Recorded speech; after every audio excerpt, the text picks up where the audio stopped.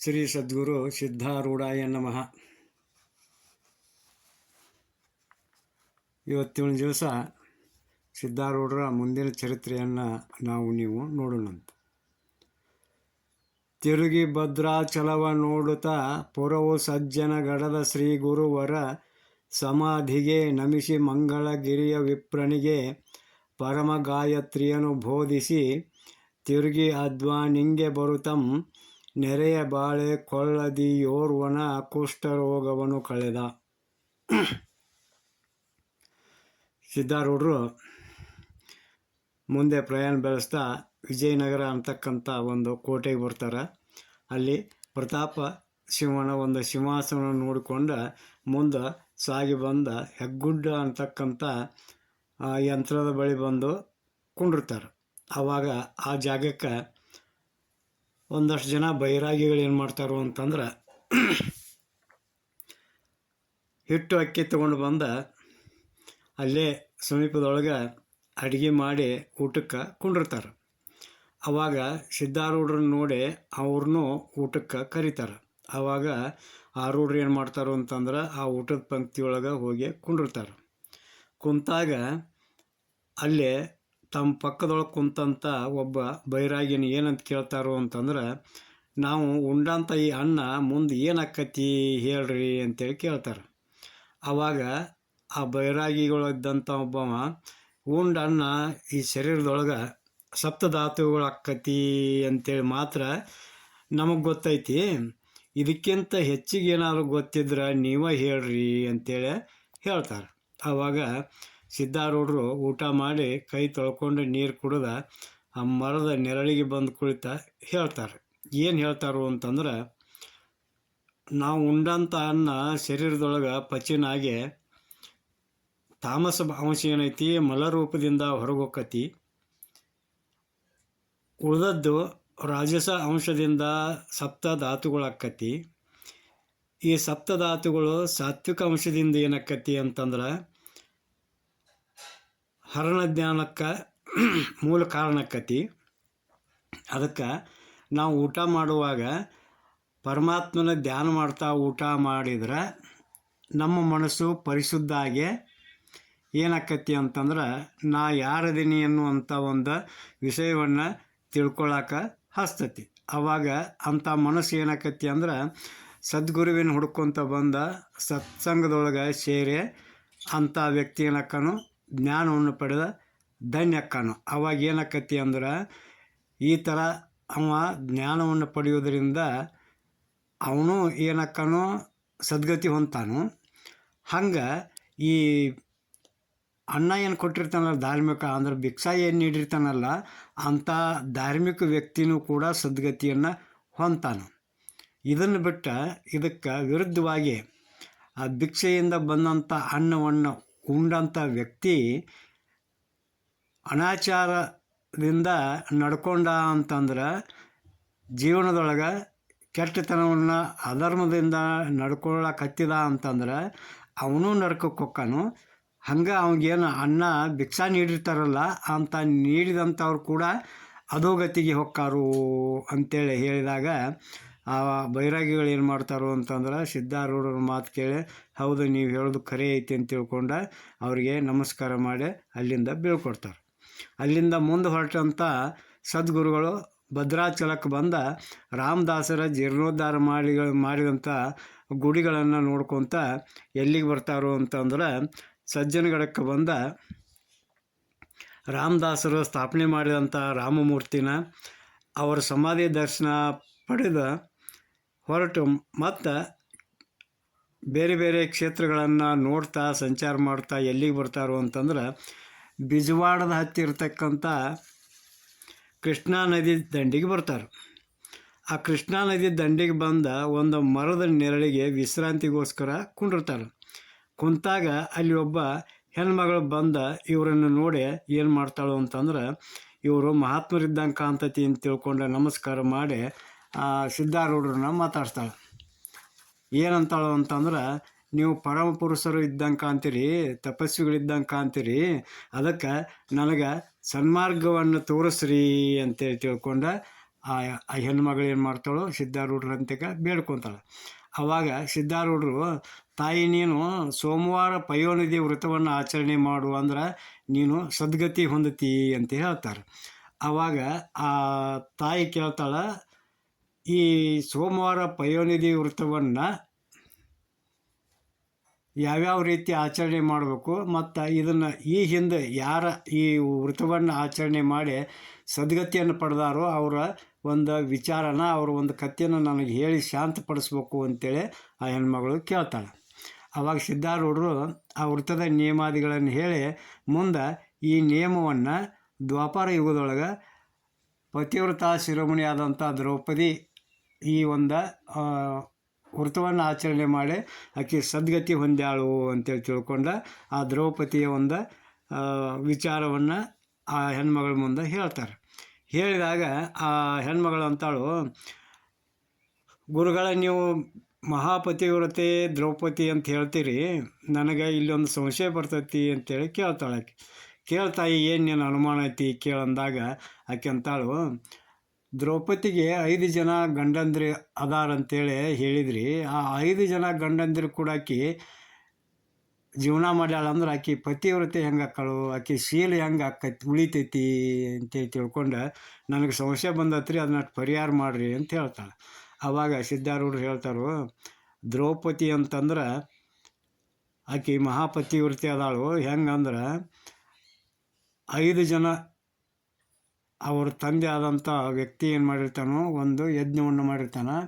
ಆ ಯಜ್ಞದೊಳಗೆ 5 ಜನ ಹೆಣ್ಣು ಮಕ್ಕಳ ಅಂಶ ಆ ಒಬ್ಬಳಿಗೆ ದ್ರೌಪದಿಗೆ ಬಂದಿರ್ತೈತಿ. ಅದಕ್ಕೆ ಆ ಹೆಣ್ಮಗಳು ಏನು ಮಾಡ್ತಾಳು ಅಂದ್ರೆ ಧರ್ಮರಾಜನ ಹತ್ತಿರ ಸೇವೆ ಸಲ್ಲಿಸುವಾಗ ಶ್ಯಾಮಲೆಯಾಗಿ ಸೇವೆ ಸಲ್ಲಿಸ್ತಾಳೆ. ಭೀಮನ ಹತ್ತಿರ ಸೇವೆ ಸಲ್ಲಿಸುವಾಗ ಆಂಜನೇಯಳಾಗಿ ಸೇವೆ ಸಲ್ಲಿಸ್ತಾಳೆ. ಅರ್ಜುನನ ಹತ್ತಿರ ಸೇವೆ ಮಾಡುವಾಗ ಏನು ಮಾಡ್ತಾಳು, ಶಚಿಯಾಗಿ ಸೇವೆ ಸಲ್ಲಿಸ್ತಾಳೆ. ಇನ್ನು ನಕುಲ ಸಹದೇವರ ಹಂತಕ್ಕೆ ಸೇವೆ ಸಲ್ಲಿಸುವಾಗ ಅವರ ಹೆಂಡಂದಿರಾದಂಥ ನಳಿನಿ ನೇತ್ರಿಯರಂತ ಅವರಿಗೆ ಸೇವಾ ಸಲ್ಲಿಸ್ತಿರ್ತಾಳವ. ಅದಕ್ಕೆ ಆಕೆ ಮಹಾಪತಿವ್ರತ ಆದಾಳು ಅಂತೇಳಿ ತಿಳ್ಕೊಂಡು ಆ ಹೆಣ್ಮಗಳಿಗೆ ಸಿದ್ಧ ಮಾಡಿ ತೋರಿಸಿ ಅವಳಿಗೆ ಆಶೀರ್ವಾದ ಮಾಡಿ ಕಳಿಸ್ತಾರೆ. ಅಲ್ಲಿಂದ ಮುಂದೆ ಸಿದ್ಧಾರೂಢರು ಅದ ನದಿ ದಂಡಿಯೊಳಗನ 3 ವರ್ಷ ಉಳಿದ ಕುರುಬರ ಪರಿಚಯ ಆಕ್ಕತಿ. ಆ ಕುರುಬರ ಹಿಂಡನ್ನು ಕುರಿಯನ್ನು ಕಾಯುತ್ತ ಅವರು ಕಾಲು ಕಳೀತಿರ್ತಾರೆ. ಅವರು ಕುರಿಗಳ ಹಾಲನ್ನು ಕುಡಿದ ಕುರಿಗಳನ್ನು ಕಾಯ್ದು ಆ ಕುರುಬರ ಜೊತೆ ಇರ್ತಾರೆ. ಹಂಗಿದ್ದಾಗ ಒಂದೊಂದು ದಿವಸ ಅವರಿಗೆ ಆ ಕುರಿ ಹಾಲು ಸಿಗಲಿಲ್ಲ ಅಂತಂದ್ರೆ ಅದ ಕೃಷ್ಣಾ ನದಿ ದಂಡಿಯೊಳಗಿದ್ದಂಥ ತಿಳಿ ಮಣ್ಣಿನ ರ್ಯಾವಿ ತಿಂದ ಕಾಲ ಕಳ್ಕೊತ ಇರ್ತಾರೆ. ಹಿಂಗಿದ್ದಂತಾಗ ಒಂದು ದಿವಸ ಮುಂದೆ ಅವ್ರು ಏನು ಮಾಡ್ತಾರೋ ಮಂಗಳಗಿರಿ ಅಂತಕ್ಕಂಥ ಒಂದು ಜಾಗಕ್ಕೆ ಬರ್ತಾರೆ. ಬಂದ ಅಲ್ಲಿಂದ ಮಂಗಳಗಿರಿಯಿಂದ ಬಂದ ಆ ಗಿರಿಯೊಳಗೆ ಮ್ಯಾಲೆ ಹತ್ತಿ ಹೋಗಿ ನಿಂತು ಅಲ್ಲಿ ಎಲ್ಲ ನೋಡ್ಕೊಂಡು ಅಲ್ಲಿಂದ ಆ ಗಿರಿಯಿಂದ ಕೆಳಗೆ ಇಳಿದ ಬರ್ತಾರೆ. ಬರುವಾಗ ಏನಾಕತಿ ಅಂದ್ರೆ ಅಲ್ಲಿ ಒಂದು ಹಳೆ ಗವಿ ಇರ್ತೈತಿ. ಆ ಹಳೆ ಗವಿಯೊಳಗೆ ಒಳಗೆ ಹೊಕ್ಕ ನೋಡ್ತಾರೆ. ನೋಡಿದಾಗ ಅಲ್ಲಿ ಒಬ್ಬವ ಸೋಮೇಶ್ವರ ಅಂತಕ್ಕಂಥ ಬ್ರಾಹ್ಮಣ ಏನು ಮಾಡ್ತಿರ್ತಾನು ಅಂತಂದ್ರೆ ಈ ಮಾಟ ಮದ್ದು ಯಂತ್ರ ತಂತ್ರ ಮಂತ್ರ ಇಂಥವನ್ನು ಕಲಿತ ನಾ ಜೀವನ ಸಾಗಿಸ್ಬೇಕು ಅಂತೇಳಿ ತಿಳ್ಕೊಂಡು ಆ ಒಂದು ವಿದ್ಯೆಯನ್ನು ಆ ಗವಿಯೊಳಗೆ ಆತ ಏನು ಮಾಡ್ತಿರ್ತಾನೋ ಜಪ ಮಾಡ್ತಿರ್ತಾನೋ ಪಠಣ ಮಾಡ್ತಿರ್ತಾನೋ. ಆವಾಗ ಸಿದ್ಧಾರೂಢರು ಇದನ್ನು ನೋಡಿ ಅವರು ಅವಾಗ ಹೇಳ್ತಾರೆ, ಏನಪ್ಪ ನೀನು ಬ್ರಾಹ್ಮಣ ಆಗಿದ್ಕೊಂಡು ನೀ ಎಂಥ ಕೆಲಸ ಮಾಡಕತ್ತಿಪ್ಪ ಅಂತಂದ್ರೆ ಬಾಗಿಲ ಮುಂದೆ ಕಲ್ಪವೃಕ್ಷ ಇದ್ದಂಥ ಗಿಡ ಅಂದ್ರೆ ಕಲ್ಪವೃಕ್ಷ ಅಂದ್ರೆ ನಾವು ಬೇಡಿದ್ದನ್ನು ಕೊಡುವಂಥ ಒಂದು ಕಲ್ಪವೃಕ್ಷ, ಅದು ಒಂದು ಮರ. ಅಂಥ ಮರ ಕಡ್ದ ಈಚಲ್ ಮರ ಹಚ್ಚುವಂಥ ಮೂರ್ಖನಂಗೆ ನೀನು ಪುಣ್ಯದ ಕಾರ್ಯ ಮಾಡೋದು ಬಿಟ್ಟು ಈ ದುಷ್ಟ ಕಾರ್ಯ ಮಾಡೋಕ್ಕೆ ಹತ್ತಿಯಲ್ಲ. ಈ ಲೋಕದೊಳಗೆ ಈ ದುಷ್ಟ ಕಾರ್ಯ ನೀ ಮಾಡೋದ್ರಿಂದ ನಿನಗೆ ಎಳ್ಳಷ್ಟು ಸುಖ ಸಿಗೋದಲ್ಪ, ಭಾಳ ದುಃಖ ಅನುಭವಿಸ್ಬೇಕಾಕತ್. ನೀನು ಇಲ್ಲಿ ದುಃಖ ಅನುಭವಿಸೋದು ಅಷ್ಟ ಅಲ್ಲದ ಮುಂದೆ ನೀ ಸತ್ತ ಮುಂದೆ ನರಕವಾಸಿ ಅಕ್ಕಿ. ಅದಕ್ಕೆ ನೀ ಏನು ಮಾಡ್ಬೇಕಪ್ಪ ಅಂತಂದ್ರೆ ಇಂಥದ್ದನ್ನೆಲ್ಲ ಬಿಟ್ಟು ಸನ್ಮಾರ್ಗದೊಳಗೆ ನಡಿಬೇಕು ಅಂತ ಹೇಳ್ಕೊತ ಮುಂದೆ ಹೇಳ್ತಾರೆ. ಅವಾಗ ಒಳ್ಳೆಯ ಪುಣ್ಯದ ಕೆಲಸ ಮಾಡಿದವ್ರ ಆ ಪುಣ್ಯ ಉಣ್ಬೇಕಂತೇಳಿ ಸತ್ತ ಮೇಲೆ ಸ್ವರ್ಗಕ್ಕೆ ಹೋಕ್ಕಾರು. ಆ ಪುಣ್ಯ ತೀರಿದ ಮ್ಯಾಗ ಮತ್ತು ಆ ಸ್ವರ್ಗದಿಂದ ಅವರು ಈ ಭೂಮಿ ಮ್ಯಾಗ ಹುಟ್ತಾರೆ. ಅಂಥವ್ರಿಗೆ ಜನನ ಮರಣ ತಪ್ಪಿಲ್ಲ.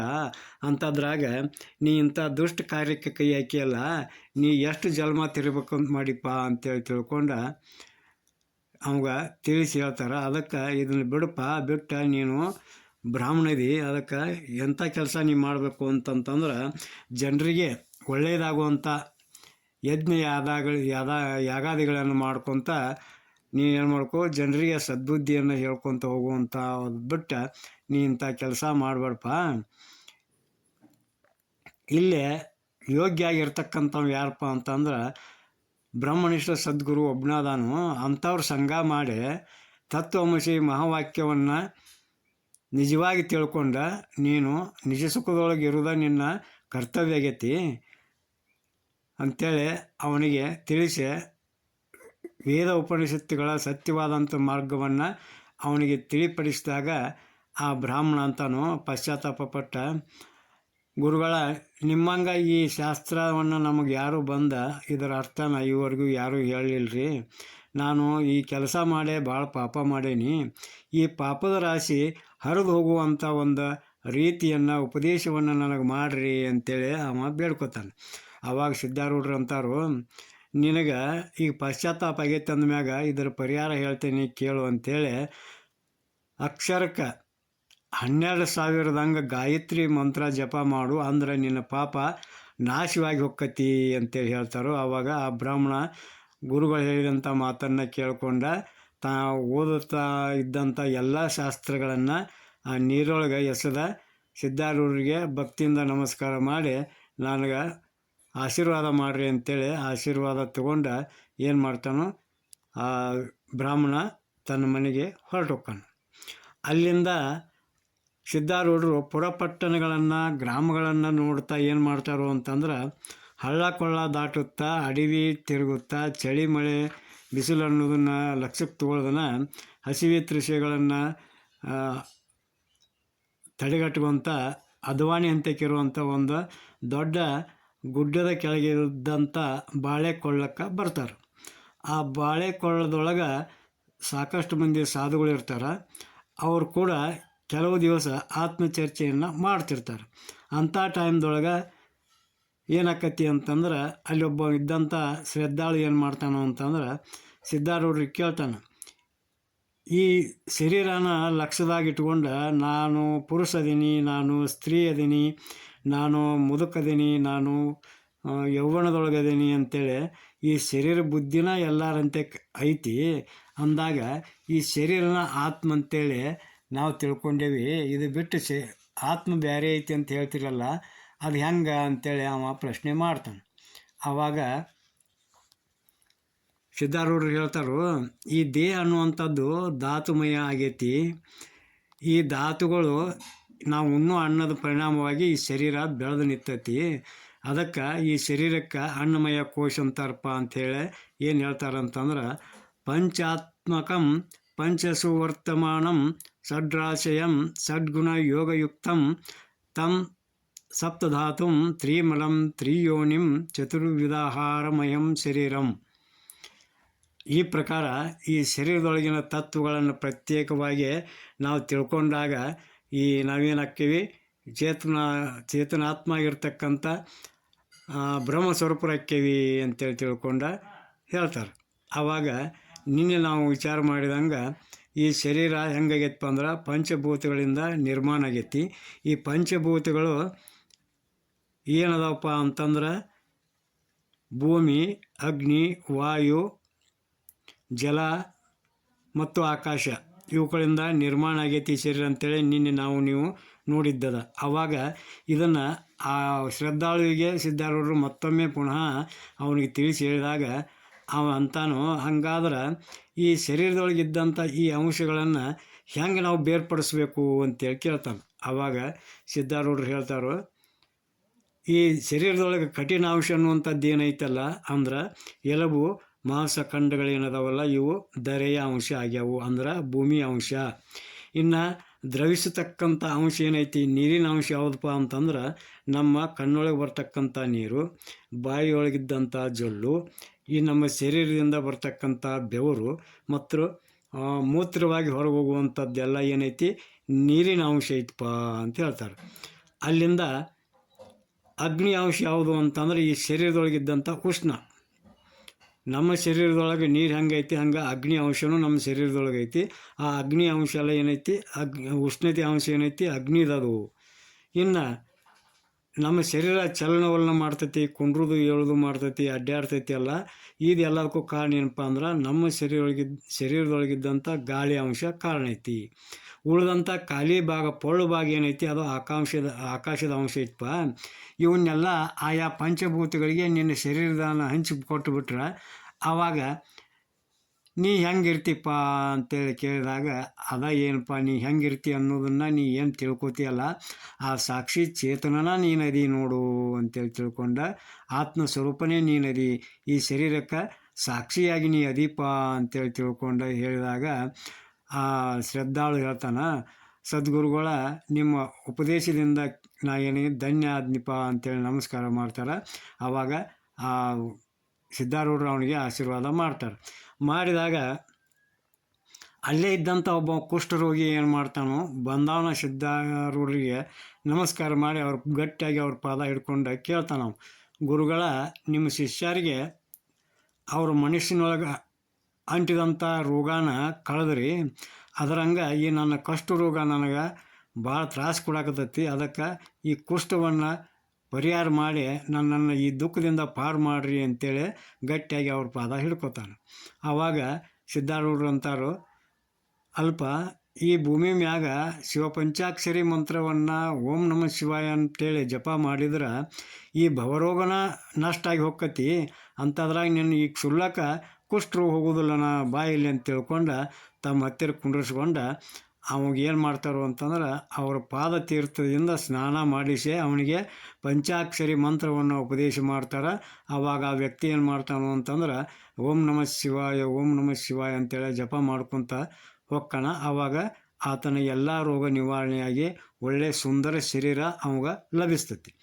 ಆವಾಗ ಆ ವ್ಯಕ್ತಿ ಏನು ಮಾಡ್ತಾನೋ ಅಂತಂದ್ರೆ ಸಿದ್ಧಾರೂಢರಿಗೆ ನಮಸ್ಕಾರ ಮಾಡಿ ತನ್ನ ಊರಿಗೆ ಹೋಗ್ಕಣ. ಊರೊಳಗೆ ಇವನ್ನೆಲ್ಲರೂ ಕುಷ್ಠರೋಗ ಇದ್ದಾಗ ನೋಡಿದ್ರು, ಈಗ ಸುಂದರ ಶರೀರ ಪಡ್ಕೊಂಡು ಬಂದಾನಲ್ಲ, ಇದನ್ನು ಎಲ್ಲರೂ ಕೇಳ್ತಾರೆ, ಇಷ್ಟೊಂದು ಸುಂದರ ಶರೀರ ನೀ ಪಡ್ಕೊಂಡಿಯಲ್ಲ, ಯಾರಿಂದ ಆಯ್ತು ಎಲ್ಲಿದ ಆಯ್ತು ಅಂತ ಕೇಳಿದಾಗ ಎಲ್ಲ ಸಿದ್ಧಾರೂಢರು ಒಂದು ಕಥೆಯನ್ನು ಆ ಜನರಿಗೆ ಹೇಳ್ತಾನೆ. ಆವಾಗ ಎಲ್ಲ ಜನರು ಹಂಗಾರೆ ನಾವು ನಮ್ಮ ಕಷ್ಟಗಳನ್ನು ಪರಿಹಾರ ಮಾಡ್ಕೊಳ್ಳು ಅಂತ ತಿಳ್ಕೊಂಡು ಆ ಬಾಳಿಕೊಳ್ಳಕ್ಕೆ ಜನ ಬಂದ ಕೂಡಕ್ಕೆ ಚಲೋ ಹೋಕ್ಕರು. ಆವಾಗ ಸಿದ್ಧಾರೂಢರಿಗೆ ಈ ಜನದಟ್ಟಣೆಯನ್ನು ನೋಡಿ ಬೇಸರಕ್ಕೈತಿ. ಆವಾಗ ಅವರು ತಾವು ಸಮಾಧಿ ಸ್ಥಿತಿಯನ್ನು ಹೊಂದುತ್ತಾರೆ. ಹೊಂದಿದಾಗ ಆ ಪ್ರಾರಬ್ಧ ಇವರನ್ನು ಅಲ್ಲೇ ಇರುಗೂಡಕ್ಕೆ ಬಿಡುವುದಿಲ್ಲ. ಮತ್ತು ಗ್ರಾಮಗಳನ್ನು ತಿರುಗ್ತಾ ವಿಜಾಪುರಕ್ಕೆ ತಂದ ಇವರನ್ನು ಚೆಲ್ತದೆ. ಹೊರ ಬಿಜಾಪುರದಲ್ಲಿ ಕಟುಕರ ದುರುಳರಿಂ ಕಷ್ಟವ ಸಹಿಸಿ ನಿಷ್ಕರುಣಿ ಕೊತ್ವಾಲನೆಂಬ ಕೋಣೆಯಳು ದಬ್ಬಿದನು.